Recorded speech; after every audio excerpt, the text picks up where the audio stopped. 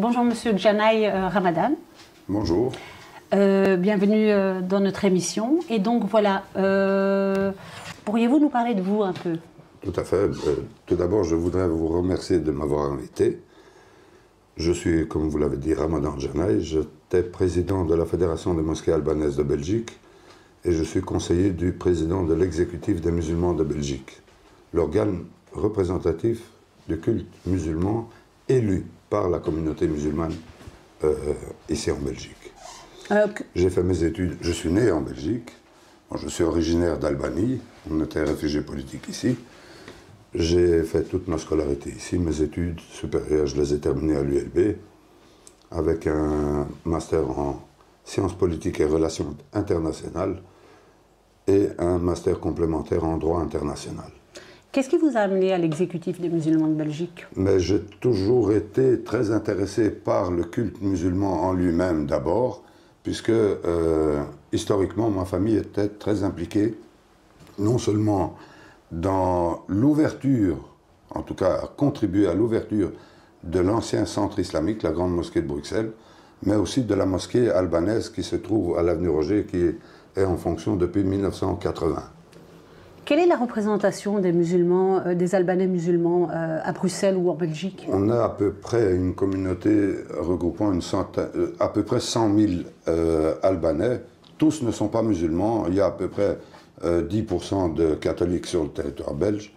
Mais l'ensemble des Albanais ici sont très majoritairement musulmans.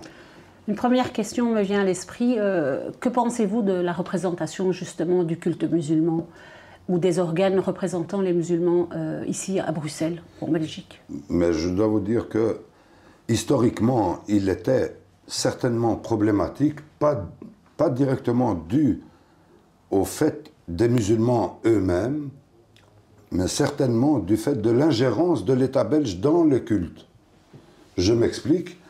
Dès le départ, donc dès que la Belgique a reconnu, entre guillemets, le culte musulman, il a octroyé le pouvoir de représentation du culte musulman à la Ligue islamique mondiale. Et donc, à un organe totalement étranger à la réalité sociologique de la communauté musulmane. Ici en Belgique, il faut savoir qu'on a la très grande majorité de nos membres sont originaires du Maroc et du Maghreb. La deuxième communauté la plus importante est la communauté turque.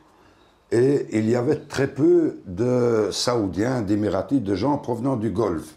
Pourtant, l'État belge a décidé à l'époque d'octroyer cette reconnaissance à la Ligue islamique mondiale.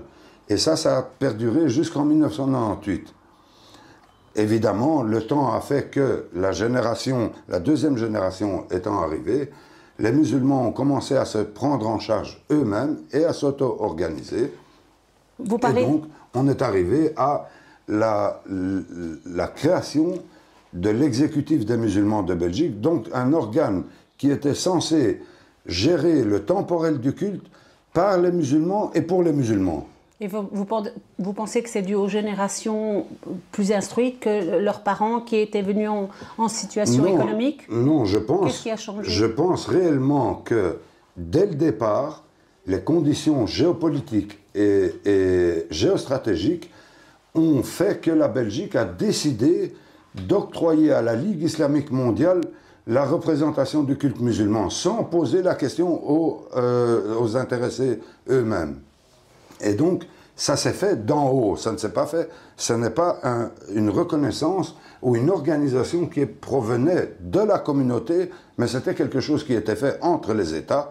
À l'époque, c'était l'Arabie Saoudite avec l'État belge, et ils ont décidé de reconnaître cette mission à la Ligue islamique mondiale.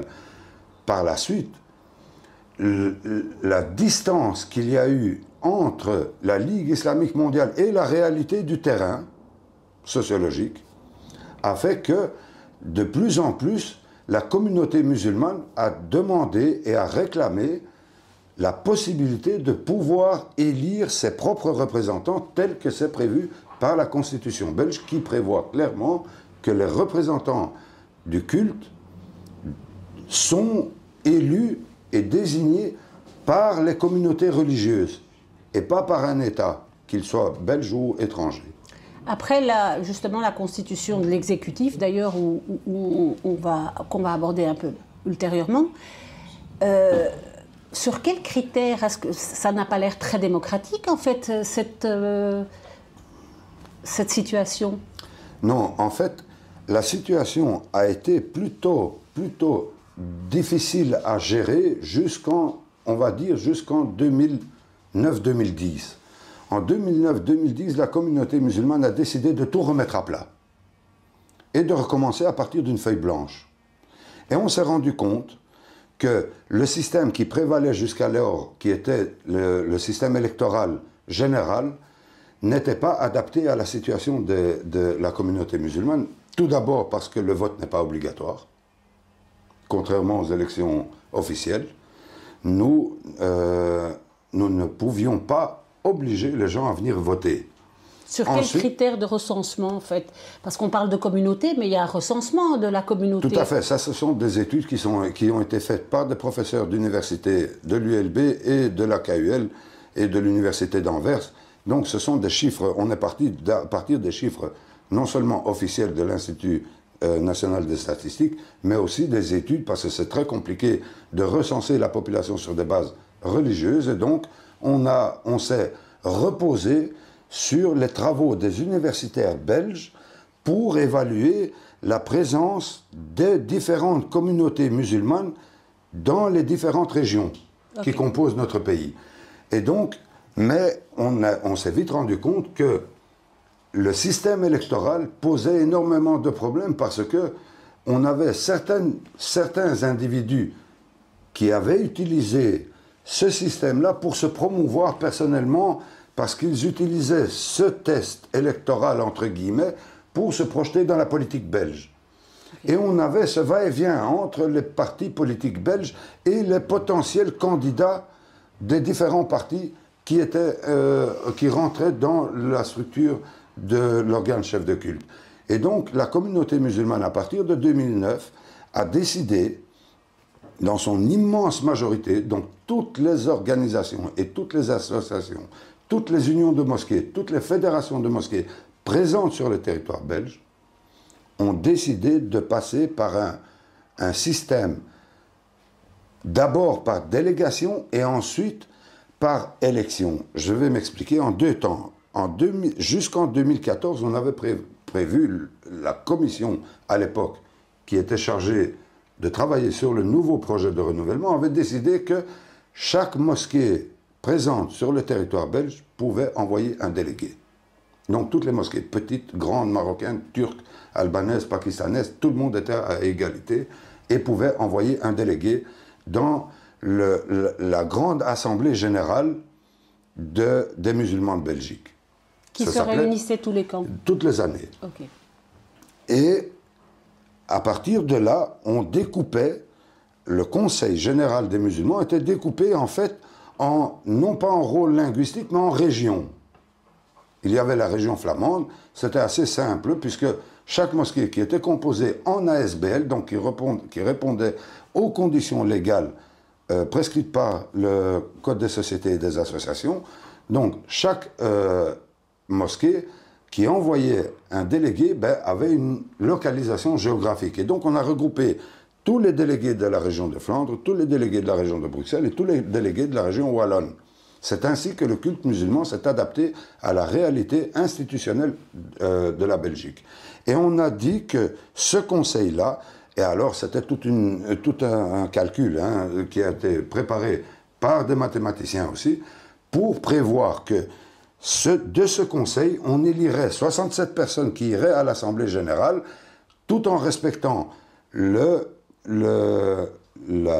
réalité institutionnelle belge, à savoir les différentes régions, ainsi que la présence des musulmans dans ces régions-là. Quel est au niveau temporel voilà, jusque quand vous avez fonctionné voilà, en fait, de cette manière? L'exécutif a fonctionné avec la reconnaissance de l'État belge jusqu'au 15 juin, jusqu'au 12 juin d'ailleurs, 2023, mais l'exécutif continue d'exister parce que je vous rappellerai que l'État, le ministre de la Justice, ne peut dissoudre un organe chef de culte élu. Cela a été rappelé à 2 reprises par le Conseil d'État en 2023.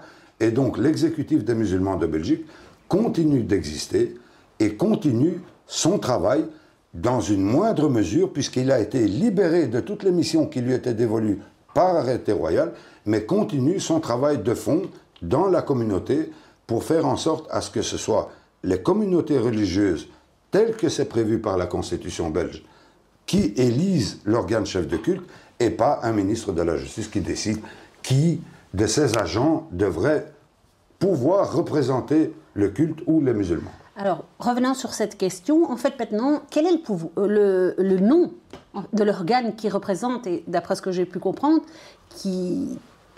Le nom de l'ASBL, qui a été reconnu par le ministre de la Justice, se nomme Conseil musulman de Belgique.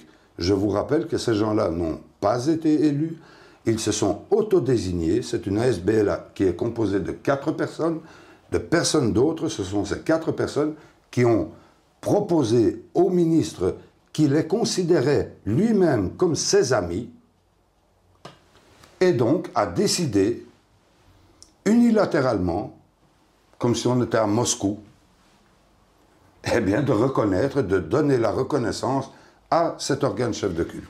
Alors, moi, il y a une question qui m'interpelle, parce qu'un ministre mette en place une association, donc au départ une ASBL, une association sans but lucratif, qui mette en place ça par 4 personnes. Moi, j'aimerais vous poser... Qui a proposé ces personnes au ministre? Comment ça s'est fait? D'où viennent-ils? Comment se sont-ils autoproclamés gérants toute une communauté? Parce qu'il y a des milliers de personnes qui... Voilà, vous savez, je vais vous dire quelque chose. Depuis 2014, date de la mise en place de l'exécutif des musulmans de Belgique, d'une nouvelle organe qui s'appelait, et qui s'appelle toujours d'ailleurs, Exécutif des musulmans de Belgique. Le ministre est clairement arrivé en décembre 2020 avec un projet politique dans ses valises qui était de régionaliser les cultes, qui, comme vous le savez, est une compétence fédérale et qui dépend du ministère de la Justice. Et ce que le culte musulman a réclamé, c'était que d'abord le politique règle le problème institutionnel, et ensuite les cultes, musulmans et autres, pourraient s'adapter à la réalité institutionnelle du pays. Le ministre ne le voulait pas comme ça et ne l'entendait pas comme ça parce que pour une réforme de l'État, il ne possédait pas la majorité au Parlement et donc voulait retirer au ministère fédéral sa mission en régionalisant, et il voulait ainsi créer son exécutif flamand. Et pour les francophones, ils pouvaient faire ce qu'ils voulaient entre eux. Alors que la position de l'exécutif des musulmans de Belgique est la même que celle de tous les autres cultes, organes chefs de culte reconnus, est que les cultes, comme n'importe quelle autre institution, doivent s'adapter à la réalité institutionnelle et ne doivent pas la précéder. Donc, si je comprends bien, il voulait revenir justement au système de l'avant exécutif, puisque justement, ces gens qui faisaient partie du culte allaient et vacillaient en politique. Ils revenaient à cette étape. Donc, si vous voulez, ça revient... Je dirais que lui a essayé d'aller encore plus loin, parce qu'à l'époque, on était sur un système unitaire. La réforme institutionnelle, la réforme de l'État n'était pas encore arrivée à son terme. D'ailleurs, elle n'est toujours pas arrivée à son terme, puisqu'on discute encore de la probabilité, de la possibilité de faire encore une 7e ou 8e réforme de l'État. Ce que le ministre voulait faire, c'était carrément scinder le culte musulman en 2, et ensuite, partant sur cet élément, cet état de fait, aller proposer aux autres cultes qu'il faudrait aussi qu'ils se scindent et qu'ils s'adaptent à cette nouvelle réalité, puisque le culte musulman a réussi à le faire, eh bien vous aussi vous pouvez le faire. Seulement, le ministre s'est heurté à la stabilité de l'exécutif des musulmans de Belgique, à la solidité de l'exécutif des musulmans de Belgique, à la compétence et au professionnalisme de l'exécutif des musulmans de Belgique. C'est pour ça qu'en désespoir de cause, il n'a pu faire que ce qu'il a pu, à savoir retirer la reconnaissance. Et ici, je veux réinsister sur cet élément-là. Pourquoi? Si l'exécutif des musulmans... Okay, on va prendre le problème à l'envers. Si le musulman de Belgique, l'exécutif des musulmans de Belgique s'était trompé dans son analyse et dans sa position, l'ensemble des autres cultes, catholiques, orthodoxes, bouddhistes, juifs, protestants, n'auraient pas soutenu l'exécutif des musulmans de Belgique. Ils auraient laissé tomber l'exécutif. Mais au contraire, ce sont les autres cultes qui ont été, dans le cadre du conseil de dialogue avec le ministre de la Justice, lui dire « Vous devez arrêter votre entreprise de déstabilisation, de diabolisation du culte musulman, parce que nous ne vous laisserons pas faire. » Donc vous dites bien que c'est une déconstruction en fait de cet exécutif. C'est ça en fait. C'est donc la régionalisation. Et il voulait scinder le culte et en faire des cultes le prémisse de la confédéralisation des cultes.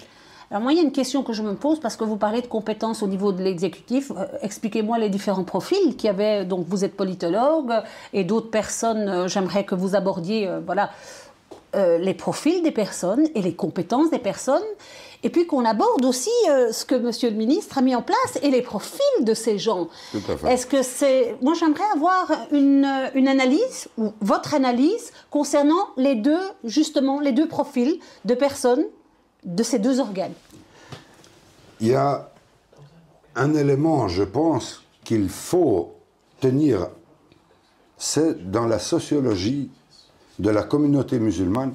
Il ne faut jamais oublier, parce qu'on fait toujours référence aux Marocains, aux Turcs, aux Algériens et tout ça, mais il faut bien comprendre quelque chose. Historiquement, ce sont les Malékis, qu'ils soient Marocains, Algériens, Africains, et ce sont les Hanefis, qu'ils soient bosniaques, albanais, syriens, turcs, qui composent l'immense majorité de la communauté musulmane ici en Belgique. Depuis les années 90, on a vu, ça avait commencé même auparavant, mais d'une manière très douce. Et, entre guillemets, avec l'assentiment des autorités, puisque à l'époque, on avait le mur de Berlin qui existait encore, il y avait la guerre en Afghanistan, et on devait mettre en échec l'Union soviétique. Seulement, depuis les années 90, on a vu arriver sur le territoire belge des mouvements, que ce soit les tablighs, que ce soit les frères musulmans, que ce soit les wahhabistes, que ce soit les salafistes, qui étaient ultra minoritaires sur le territoire belge, puisque la communauté musulmane en Belgique était composée essentiellement de sunnites, malékis et hanefis. Et on a vu se juxtaposer dans notre communauté des éléments wahhabistes, fréristes, Adéloua l'Ihsan du Maroc, des soufis. On a vu de tout fleurir ici sur le territoire belge. Vous pensez que c'est dû à quoi? C'est dû à essentiellement le changement de génération. Il ne faut pas oublier que la première génération qui est arrivée ici avec son islam traditionnel. N'est pas arrivée avec un islam où il s'enquiquinait et s'embarrassait à contextualiser ou à ne pas contextualiser. Les musulmans en Belgique, depuis fin des années 40-50, sont venus et ne tenaient qu'à une seule chose, pouvoir pratiquer ces rites religieux. Donc vous dites que voilà. La première génération n'a pas politisé, en fait. N'a jamais politisé et n'a jamais revendiqué quoi que ce soit. La seule chose qu'elle a revendiquée, c'était une salle de prière, une mosquée digne de ce nom, où on peut aller pratiquer nos rites religieux. Ça, c'est vrai pour les Marocains, pour les Turcs, pour les Albanais, pour les Pakistanais. Tout le monde recherchait la même chose, avoir un endroit digne et pouvoir pratiquer ces rites. Heureusement, la Belgique nous les a reconnus. Seulement, La deuxième génération arrivant, celle comme la mienne, qui est née sur le territoire belge, qui a fait des études ou pas, qui s'est retrouvée quelquefois en conflit, non seulement de générations à l'intérieur de leur propre famille, mais aussi avec la société. Et qui était en recherche. Hein. Et qui recherchaient en fait leur place en tant que fils d'immigrés qui se trouvent en Belgique, qui n'est pas tout à fait belge et qui n'est plus tout à fait marocain ou turco-albanais. Ça, c'est aussi passé par la recherche de l'identité religieuse. C'est là qu'on a vu fleurir ces nouveaux mouvements qui sont arrivés. En partie, je ne dis pas que c'est la raison principale, mais je dis que c'est la raison, une des raisons principales qui a fait que dans nos communautés respectives, qu'elles soient malékites, turcs, marocains, tout ce que vous voulez, eh bien, on a eu ces mouvements qui sont arrivés. Donc vous pensez que cette crise identitaire, justement, de cette deuxième génération, a laissé justement émerger des mouvements qui n'étaient pas endogènes. Elles n'appartenaient pas à nos communautés ici. Donc il n'y avait aucun moyen de visibilité des déviances ou des excès? Tout à fait. Et personne n'y prêtait même attention. Personne n'y prêtait, ni les musulmans eux-mêmes, ni même les autorités belges. Ce n'est que réellement, après 2001, les attentats à New York, qu'on s'est rendu compte qu'il y a réellement un problème. Non seulement dans notre communauté, mais dans le chef des autorités belges. Je vous rappelle que durant toutes les années 90, l'État belge a couvert les activités de Cheikh Bessam, qui était un pseudo-imam qui se trouvait à Molenbeek, qui se gargarisait sur la RTBF durant toutes les années 90 en disant que lui avait déjà fait plus de 2000 mariages religieux, il avait les attestations en main, avant même que le mariage civil ne soit célébré à la commune. Et donc, il se déclarait lui-même en infraction par rapport à la loi. Qu'a fait l'État belge? Jamais. Ils ont rien fait. Il se faisait passer pour un officier de l'État civil, quoi. Non, il se faisait passer pour un imam qui avait le loisir de violer la loi sans que ça n'émeuve personne, ni la police, ni la justice, ni les hommes politiques et les femmes politiques. Et seulement en 2001, après les attentats de New York, on s'est rendu compte qu'on avait réellement un gros problème. L'Union soviétique n'existant plus, tous les anciens moudjahidines qui étaient partis en Afghanistan faire la guerre à l'Union soviétique avaient trouvé un nouvel ennemi qui était l'Occident. Et donc on s'est rendu compte que même au sein de la communauté musulmane en Belgique, on avait autorisé cette perméabilité des différentes idées qui fleurissaient au Proche-Orient et au Moyen-Orient. Donc pour vous, l'exécutif a été mis en place justement pour un peu légiférer, régler tous ces problèmes. L'exécutif des musulmans de Belgique, et surtout depuis 2014, a eu non seulement l'honneur, mais le courage de remettre, je ne vais pas dire l'église au milieu du village, mais la mosquée au milieu du village, à savoir de faire revenir la communauté musulmane et surtout l'institutionnalisation de la communauté musulmane et de l'islam en Belgique au sein de la population, à savoir à sa réelle essence, qui est historique et qui est que nous sommes en présence d'une majorité maliki, hanéfi, et certainement pas wahhabiste, frériste ou je ne sais quelle autre tendance qui se trouve au Proche-Orient. Pour revenir sur les compétences, on comprend le contexte historique, mais pour revenir à l'exécutif, aux compétences des personnes qui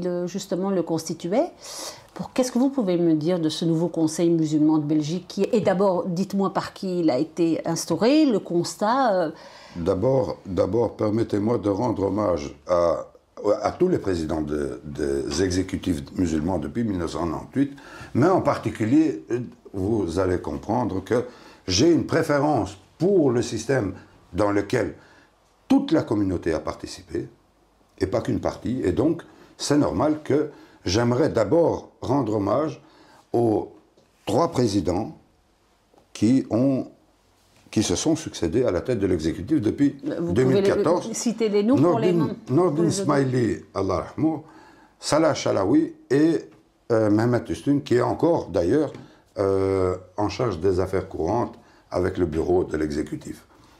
Ils ont fait un travail remarquable.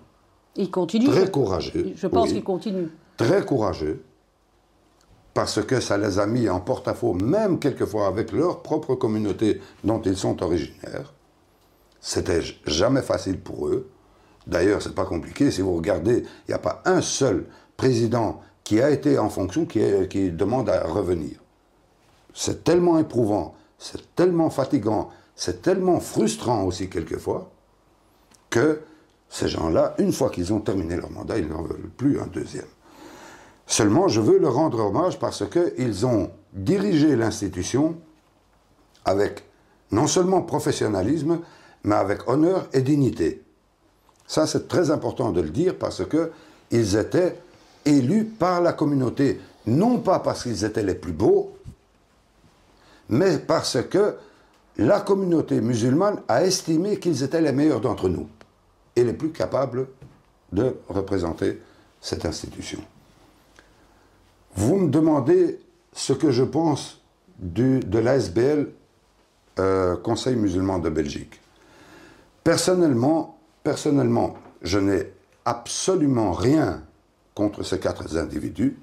Mais de quelles compétences, ces 4 individus, pourriez-vous me dire quelles sont les compétences, quels sont les niveaux d'études, quelle formation ils ont eu? Parce que pour gérer toute une communauté... Vous savez, à partir du moment où on est en présence d'un organe antidémocratique, non transparent, non professionnel, à la rigueur, je m'en fiche. Vous pouvez être docteur si vous voulez. Vous pouvez être professeur. Si vous n'êtes pas reconnu par votre communauté, vous n'avez rien à faire sur le siège. L'organe représentatif, légalement, ne peut être et se dire représentatif que lorsqu'il est élu par la communauté et pas par le ministre. Vous, je veux bien reconnaître qu'ils sont de parfaits représentants du ministre de la Justice au sein du culte musulman. Je veux bien comprendre qu'ils ont carte blanche pour faire toutes les magouilles qu'ils veulent au sein du culte musulman. Je veux bien le reconnaître, car personnellement, je n'ai rien contre eux. Ces personnes-là, d'ailleurs, 3, je ne les connais même pas. Mais sur quels critères ont-ils été placés, d'une part? Mais ils ont été placés sur le critère du copinage avec le ministre de la Justice. Et donc... c'est ce qu'ils ont déclaré eux-mêmes, hein, et c'est ce que le ministre a déclaré lui-même. Ce n'est pas moi qui le dis. Hein. Parce que, parlons par exemple, en France, nous avons la Grande Mosquée de Paris, ici nous avons le cinquantenaire. Moi j'aimerais savoir s'il y a un lien de cause à effet par rapport à cette ASBL. Est-ce que c'est est-ce qu'il y a un lien entre la Grande Mosquée? Est-ce qu'il y a un lien entre le Conseil musulman de Belgique? Parce que j'ai l'impression un peu qu'on est... ça sent la désorganisation. Sur quels critères le ministre de la Justice les a mis en place? Voilà, je vais dire, c'est de la désorganisation organisée. Ok. D'accord? On crée le flou, on crée la confusion et la diversion uniquement pour faire croire que le culte musulman et les musulmans en général ne sont pas capables de se prendre en charge. Ce qui est totalement faux. On l'a prouvé, la communauté musulmane ne peut être que fière du travail effectué depuis 2014. Elle ne peut être que fière de la manière dont l'exécutif des musulmans a défendu le principe d'autonomie et d'indépendance du culte musulman au même titre que les autres cultes reconnus ici en Belgique. Ce que je veux dire ici, et ça c'est, si on regarde un peu, qui soutient qui? C'est la question à laquelle... Voilà. Qui soutient ces 4 individus? Qui est derrière? C'est une finalité. Hein? Voilà, mais je me suis lancé, si je vous ai expliqué pourquoi l'exécutif, à mon sens, avait toute son importance, et a toute son importance, à savoir de préserver la réalité sociologique de notre communauté et de nos communautés, à savoir les Malékis, les Hanefis, originaires du Maroc, de Turquie, d'Algérie, chacun de son pays d'origine, mais c'était pour mettre en exergue justement les soutiens de cette nouvelle ASBL. On retrouve à peu près une cinquantaine de mosquées marocaines de Flandre et 19 mosquées marocaines de Bruxelles. Les autres mosquées n'existent plus. Voilà. Donc on n'est plus dans la diversité, c'est ça? Non, il n'y avait aucune diversité. Il n'y a plus de aucune diversité. Ils ont mis une femme qui s'appelle Esma Uçan, qui se dit une fois turque, une fois kurde, et qui dit, ils l'ont mis là juste pour faire beau, parce que c'était une femme, et ils voulaient absolument que pour les photos, on puisse faire croire que la communauté musulmane se serait maintenant émancipée en mettant une femme à la tête de l'organe chef de culte, alors que c'est totalement faux. La communauté musulmane n'a pas à rougir. Nous sommes le seul culte qui, à sa tête, possède une secrétaire générale femme. Je vous rappelle que dans la topologie, c'est le plus haut poste du culte. Et on n'a pas attendu le ministre de la Justice pour qu'il déniche une femme turque et la présenter. Je trouve que c'est dévalorisant pour la femme. Je trouve que c'est insultant pour la femme que d'attendre une nomination d'un ministre. Deuxièmement, qui soutient cet organe, cet ASBL? Comme je vous l'ai dit, le ministre de la Justice continue de soutenir et de reconnaître une ASBL qui est soutenue derrière les rideaux par certaines personnes et réseaux connus de wahhabistes. Donc on ne peut pas dire que c'est un pays du Maghreb. Musulmans. C'est pas un pays de Maghreb. Non, absolument pas. Donc on peut parler d'ingérence.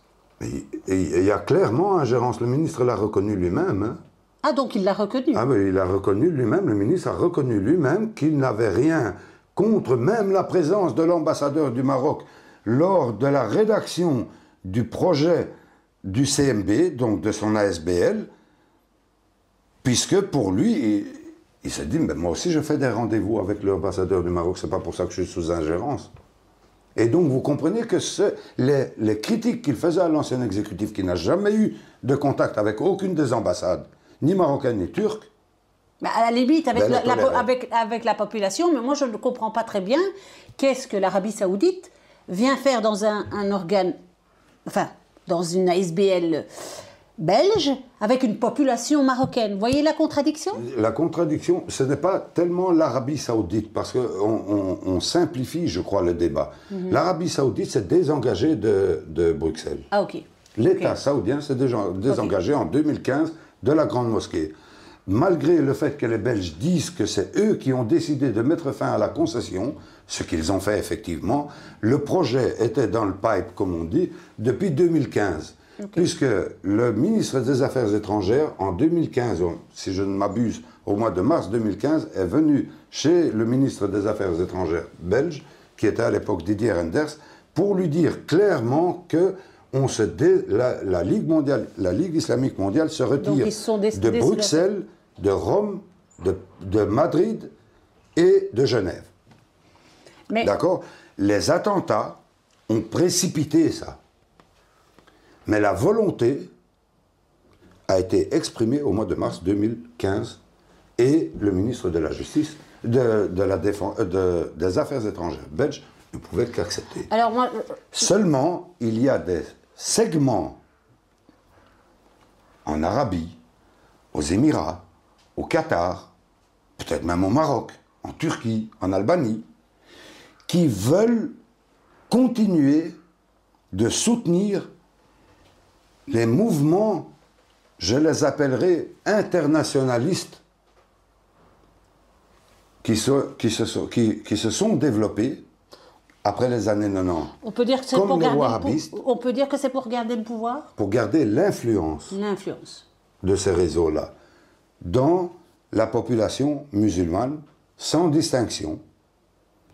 C'est vrai et ça on ne peut que le reconnaître, qu'il y a réellement un problème dans la communauté belgo-marocaine qui semblerait être beaucoup plus perméable à ces nouvelles idées du wahhabisme, des frères musulmans et des tablighs, que par exemple du côté de la communauté turque qui, elle, est organisée depuis plus de 40 ans sur un modèle linéaire. Et vous pensez que c'est dû à quoi?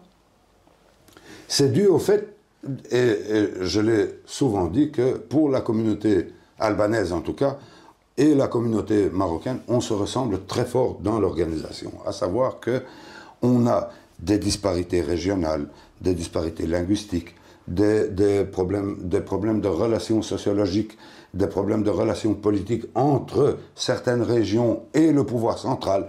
Et tout ça... Il y a des problèmes identitaires qui viennent s'ajouter. Bien sûr. Et tout ça, eh bien, tout ça ne peut que venir alimenter la diversité des opinions, des idéologies et des idées qui traversent nos deux communautés. Alors, revenons à cet organe, à ce Conseil musulman de Belgique qui s'est autoproclamé avec l'aide du ministre de la Justice, si je comprends bien le débat que nous venons d'avoir. Qu'en est-il de cette année? Que s'est-il passé? Qu'ont-ils mis en place? Quels sont les projets? Et moi, ce qui m'interpelle le plus, qu'est-ce qu'ils ont fait pour les jeunes? Ce problème identitaire, le problème de radicalisation.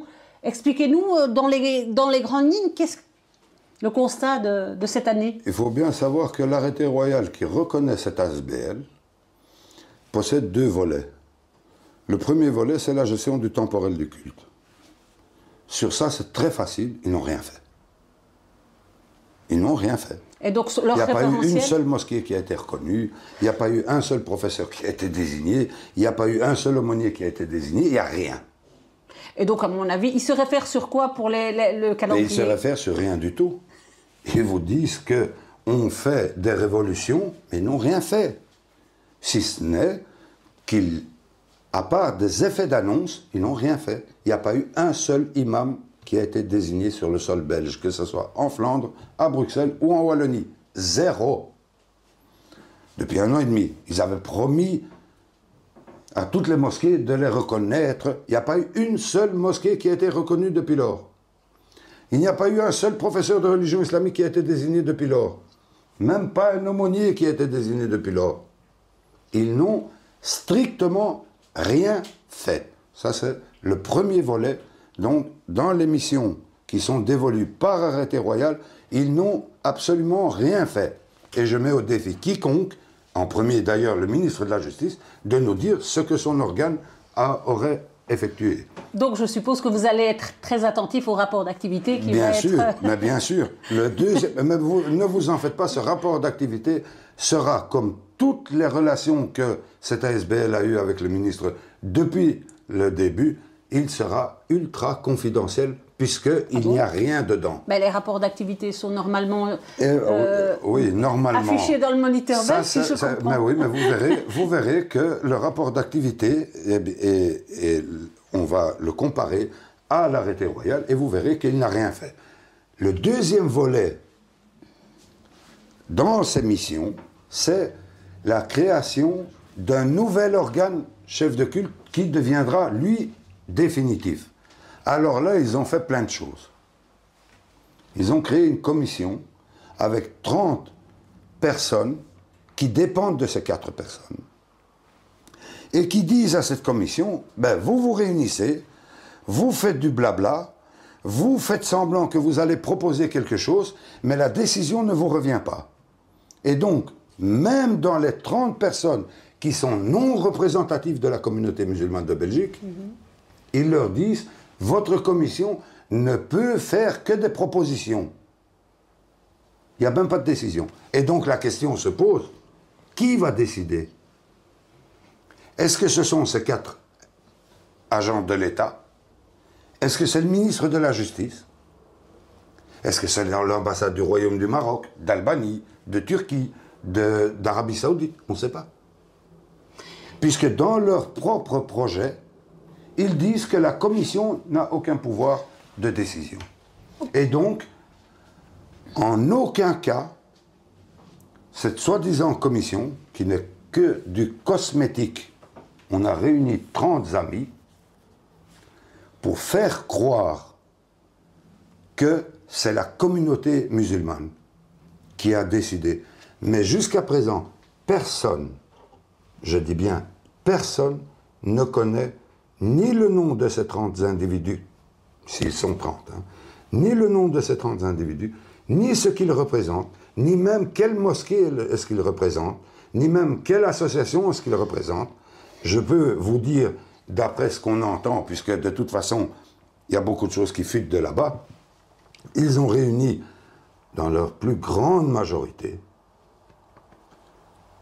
des Marocains qui proviennent de la Fédération des mosquées de Flandre, qui est une ASBL qui végète en Flandre, mais bon, qui n'a pas d'activité réelle, et de la Fédération des mosquées de Bruxelles, qui est une association composée de 17-18 mosquées marocaines sur le territoire de Bruxelles. Je vous rappelle qu'il y a plus de 60 mosquées à Bruxelles. Hein. Et donc, ils ont réuni des représentants, entre guillemets, de ces gens-là, et font croire que ces gens représentent l'ensemble de la communauté musulmane de Belgique. J'aimerais vous poser une dernière question pour conclure, parce qu'il faut conclure, hélas. J'espère vous revoir très bientôt, justement pour le rapport d'activité, donc lors d'une prochaine émission. Pour conclure, j'aimerais savoir à quoi vous aspirez, vous, en tant qu'ancien représentant de l'exécutif, et les gens avec qui vous avez encore un contact, à quoi vous aspirez? C'est quoi votre objectif, justement, par rapport à ça? L'objectif que j'ai, il est, je l'espère, celui de tous les musulmans qui se trouvent sur le territoire belge. À savoir, arriver avec succès à l'institutionnalisation de l'islam en Belgique.